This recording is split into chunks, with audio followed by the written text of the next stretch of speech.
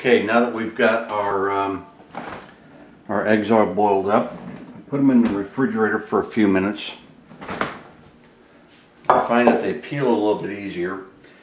Now what I'm doing with these is I'm actually using a corrugated slicer, which is going to make the deviled eggs look a little bit prettier.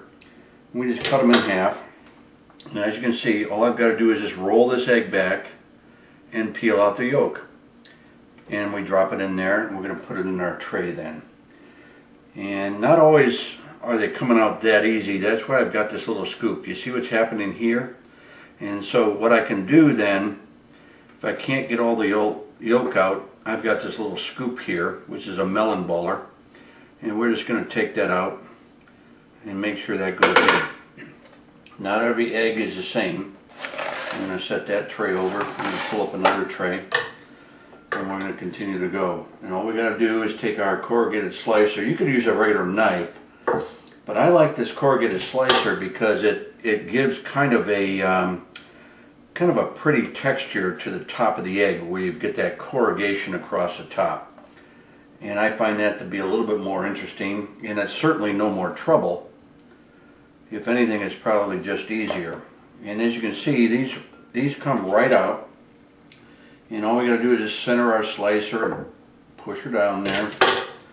And what I'm going to be doing is we're going to be, and this one's going to be a little bit more trouble. There we go. And what I'm going to do then is we're going to put the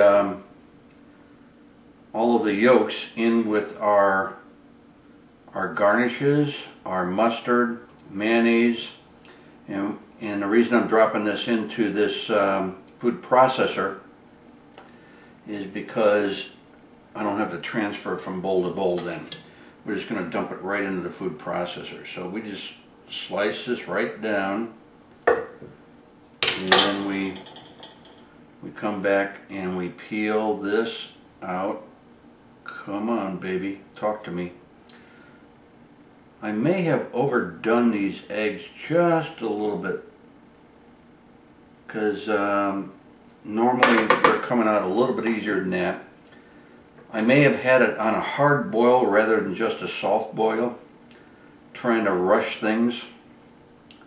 There we go. This one's gonna drop right out. You see that? So you want to kind of coax them out. Don't want to force them. That's it.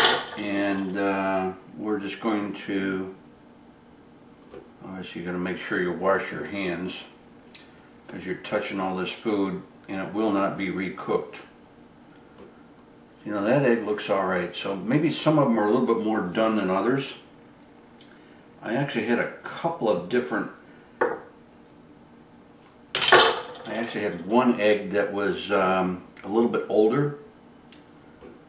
Because I always, when I'm making 12 deviled eggs, what I do is if I'm going to boil up 12 eggs, I boil up 13 if I've got the eggs. That way, if one breaks, or if I got a problem with one, we've already got some extras. Oh yeah, that came right out. Look at that. Can't beat that. And here's another one. We'll just pop that right out. Now you see how that broke there? Now I'm not going to use that. I'm going to set that aside. That's why I made 13 eggs, because what we're going to do is we're going to use one of these other eggs for the party tonight. And that way we always have perfect eggs that won't try to fall apart on us. You see how that egg is much better for what our purposes are. And even though I don't have a slot here, what I'm going to do is I'm going to go ahead and make up an extra egg, because you know I've got to sample one. Don't you know that? Alright, so what we're doing here, I don't like the way this egg is looking, but I like the way this one is looking. So we're going to put that in there. This one needs to be scooped out a little bit more. I think this may have been the older egg that I threw in there because I bought a dozen. And we'll set those aside there. We'll run these into the food processor. And then we'll be right back with you.